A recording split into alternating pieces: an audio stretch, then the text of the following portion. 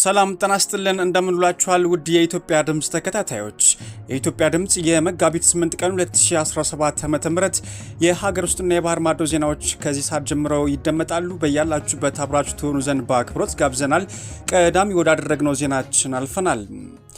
በአለፉት ወራት በህዝብ ማመላለሻ ውስጥ እየተፈጸመ ያለው የስርቆትና የዝርፊያ በተለምዶ ወይም ሻሿ እየተባለ የሚጠሩት ወንጀሎች በከፍተኛ ሁኔታ መቀነሳቸውን የአዲስ አበባ ፖሊስ ኮሚሽን አሳውቋል። የአዲስ አበባ ፖሊስ ኮሚሽን የህዝብ ግንኙነት ዳይሬክተር ኮማንደር ማርቆስ ታደሰ እንደተናገሩት ለወንጀሉ መቀነስ ምክንያት የሆነው የፖሊስ እርምጃዎች ተጠናክረው በመቀጠላቸው ከፍተኛ ቁጥጥርና ክትትል በመደረጉ እንደዚሁም የህብረተሰቡ ግንዛቤ በመጨመሩም የመጣ ነው ብለዋል። ኮማንደር ማርቆስ አክለውም ወንጀለኞች እነዚህ ወንጀሎች ለመፈጸም የተለያዩ የማታለያ ዘዴዎችን የሚጠቀሙም ሲሆን ራሳቸው እንደ ተራ ተሳፋሪ የተማሩና የሃይማኖት አባቶችን በመምሰል ድርጊቱን ይፈጽማሉ ብለዋል። በተጨማሪም ሴቶችም በእነዚህ የወንጀል መረቦች ውስጥ ተሳታፊ መሆናቸውን አክለዋል።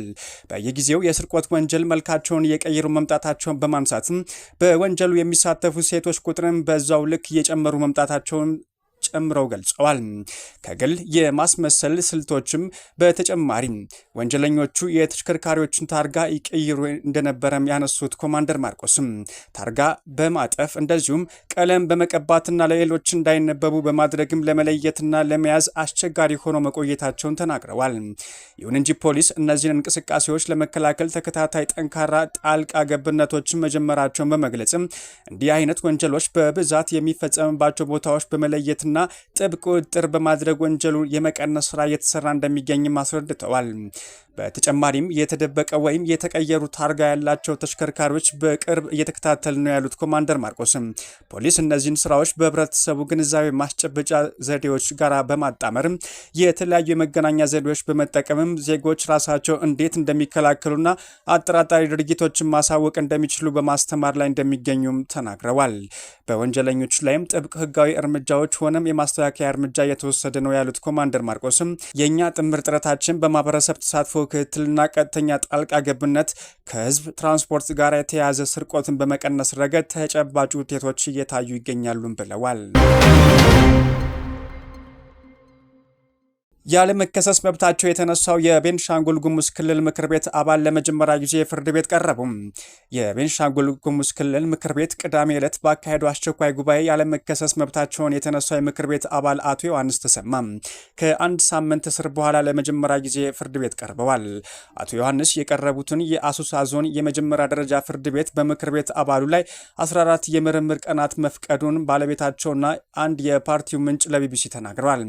ዛሬ ሰኞ መጋቢት 8 ቀን 2017 ዓ.ም ፍርድ ቤት የቀረቡት የተቃዋሚው ቦሮ ዲሞክራሲያዊ ፓርቲ ወይም ቦዴፓ አመራር የሆኑት አቶ ዮሐንስም በምክር ቤት አባልነታቸው ያገኙትን ያለመከሰስ መብት ሳይነሳ በቁጥጥር ስር የዋሉት የካቲት 30 ቀን ነበረ። አቶ ዮሐንስ በቁጥጥር ስር የዋሉትም ቦዴፓን ከወከሉ ሁለት ምክር ቤት አባላት ጋር በመሆንም የተሻሻለው የክልሉ ህገ መንግስትና የተወካዮች ብዛት ያሻሻሉ አዋጆች ተፈጻሚ እንዳይሆኑ ለህገ መንግስት ጉዳዮች አጣሪ ኮሚቴ አቤቱታ ካቀረቡ ከ5 ቀናት በኋላ ነበረ።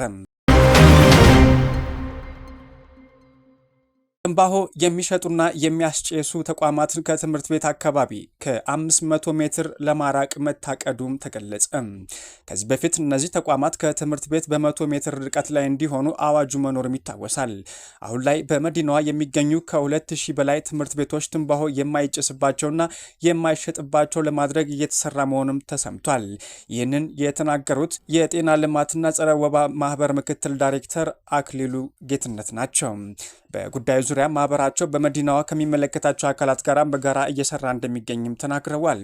ከዚህ በፊት ሱስ የሚዘወተርባቸው ተቋማት ከትምህርት ቤቶች በ100 ሜትር ርቀት ውስጥ እንዲሆኑ ያዝ እንደነበረ የገለጹት ኃላፊው ወደፊት ግን ይህንን ቁጥር ወደ 500 ሜትር ከፍ ለማድረግ በእቅድ ደረጃ መታሰቡን ተናግረዋል።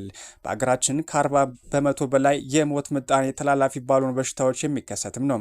በሀገራችን ካለው የሞት ምጣኔ ከፍተኛውን ድርሻ የሚወስደው ተላላፊ ባልሆኑ በሽታዎች የሚከሰት ሞትም ሲሆን ትንባሆ ደግሞ ተላላፊ ላልሆኑ ህመሞች ከሚያጋልጡ ምክንያቶች መካከል ትልቁ ስፍራ እንደሚይዝም አክለው ተናግረዋል። ባለስልጣኑ ባለፉት 20 ዓመታት በሀገሪቱ የተመዘገቡት የፓተንት ወይም የመብት ብዛት 500 ብቻ እንደሆኑ ገለጸ። የኢትዮጵያ አእምሮ ንብረት ባለስልጣን እስከ 2015 ድረስ በዓመት በሁሉም መብቶች ጥቂት ምዝገባ ማከናወኑ አሳውቋል። የባለስልጣኑ ዋና ዳይሬክተር ወልዱ ይመስል እንደገለጹትም ተቋሙ በርካታ ዓመታት ማስቆጠሩን የገለጹም ሲሆን በእነዚህ ዓመታት ግን በስራዎች ቢከናወኑም በሚፈለገው ልክ እንዳልነበረም ጨምሮ አስረድተዋል። ተቋሙ ባለፉት 20 ዓመታት 500 ፓተንት መመዝገቡን ተናግረው ይህን ለማሻሻል የምዝገባ ስርዓቱ ላይ ማሻሻያ መደረጉን ገልጿል። ይህም የተነሳው በከፍተኛ ትምህርት ተቋማት የሚከናወኑ የምርምር ውጤቶች ከማሳተም ባሻገርም ፓተንት እንዲወጣባቸው ስለማይደረግ መሆኑም ጨምረው ተናግረዋል። የዲግሪ ሰርቲፊኬት ወይም ማስረጃ ህትመት በአንድ ማዕከል ሊከናወን መሆኑ ተሰምቷል። ትምህርት ሚኒስቴር ከ2017 ዓ.ም ጀምሮ የከፍተኛ ትምህርት ተቋማት ተመራቂዎች የዲግሪ ሰርቲፊኬት ህትመት በአንድ ማዕከል ሊያከናውን መሆኑን አሳውቋል። ለሁሉም የመንግስት ዩኒቨርሲቲዎችና ለሁሉም የግል ከፍተኛ ትምህርት ተቋማት የተላለፈው በጽሕፈት የተላለፈው መመሪያ በተቋማት የሚሰጡ ዲግሪዎች ህትመት ወጥ በሆነ መልኩና በአንድ ቦታ እንዲዘጋጅ ለዚህም ደህንነታቸው እንዲጠበቅ ታስቦ የተዘጋጀ መሆኑን ተናግሯል። በመሆኑም ተቋማቱ በዲግሪ የምስክር ወረቀት ላይ ሊያካትቷቸው የሚፈልጉት ሎጎና ሌሎች መካተት አለበት የሚሉትን ጉዳዮች እንዲያካትቱም ተነግሯቸዋልም ተብሏል። የኢትዮጵያ ድምፅ ዜናዎች ወደ እናንተ መድረሳቸውን ቀጥሏል። አድማጮች ከውጭ መገናኛ ብዙሃን ወዳገኘናቸው ዜናዎች አልፈናል። ደቡብ አፍሪካ የአሜሪካ ማን አለብኝነት እንዳትቀበል ተቃዋሚዎች ተናገሩ። አሜሪካ በሀገሯ የሚገኙትን የደቡብ አፍሪካው አምባሳደር በ72 ሰዓታት እንዲወጡ ማዟን ተከትሎ ደቡብ አፍሪካ ይህንን ማን አለብኝነት እንዳትቀበል የሀገሪቷ ተቃዋሚዎች ጠይቀዋል። በዋሽንግተን መቀመጫውን አድርገው የነበሩት የደቡብ አፍሪካ አምባሳደር ኢብራሂም ረሱል ከአሜሪካም ተባረዋል። የአሜሪካ የውጭ ጉዳይ ሚኒስትር ማርኮ ሩቢዮ አሜሪካ የሚጠላ ዘር ላይ የሚያተኩር ፖለቲከኛ ብለው ከፈረጇቸው በኋላ በሀገሪቱ ተቀባይነት የላቸውም ሲሉም ከሀገር እንዲወጡ ትዕዛዝ አስተላልፈውም ነበረ። ትራምፕ ስልጣን መረከባቸው ተከትሎ በአሜሪካና በደቡብ አፍሪካ መካከል ያለው ግንኙነት ውጥረት የተሞላበት ሆኖም ቀጥሏል። ፕሬዚዳንት ዶናልድ ትራምፕ የአሜሪካ ድምፅን ወይም ቪኦኤን ለመዝጋት ጫፍ ላይ መድረሳቸው ተሰምቷል። የአሜሪካው ፕሬዚዳንት ዶናልድ ትራምፕ የአሜሪካ ድምፅ ወይም ቪኦኤ የፌዴራል በጀት የሚያነሳ ትዕዛዝ በመፈረም ጣቢያውን ጸረ ትራምፕና አክራሪ በሚልም ከሰዋል። በእግዱ ላይ መግለጫ ያወጡት ዋይት ሀውስም ትዕዛዙ ከዚህ በኋላ ግብር ከፋዮች ለአክራሪ ፕሮፓጋንዳ ወጪ እንዳያወጡ ያደርጋል በማለት የቀኝ ዘመን ፖለቲከኞችና የጣቢያው ተቺዎች ድጋፍ አባሪም አድርጎ ማቅረቧል ነው የተባለው። በሁለተኛው የዓለም ጦርነት የናዚን ፕሮፓጋንዳ ለመቀልበስ የተቋቋመው ቪኦኤ አሁንም ድረስ ዋነኛ የሬዲዮ አገልግሎት ጣቢያም ሆኖ ቀጥሏል። ጣቢያው በመላው ዓለም በመቶ ሚሊዮን ለሚቆጠሩ አድማጮች ተደራሽ እንደሆነም ይነገራል። የቪኦኤ ዳይሬክተር ማርክ አብራሞቪትስ እርሳቸውና 1300 ሰራተኞች አስተዳደራዊ የስራ እረፍት እንዲወጡ መደረጉን አስታውቀዋል።